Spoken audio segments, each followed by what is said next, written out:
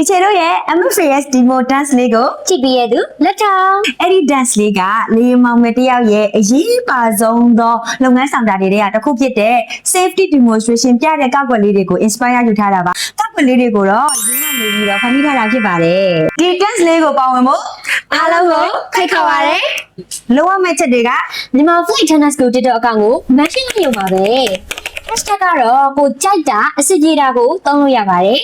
ဒီ trend join တဲ့သူတွေတဲက viewer 10k ပြည့်သွားတဲ့သူတွေကိုတင်နန်းကနေလက်ဆောင်ပေးမှာဖြစ်ပါတယ် လက်ဆောင်လေးတွေကတော့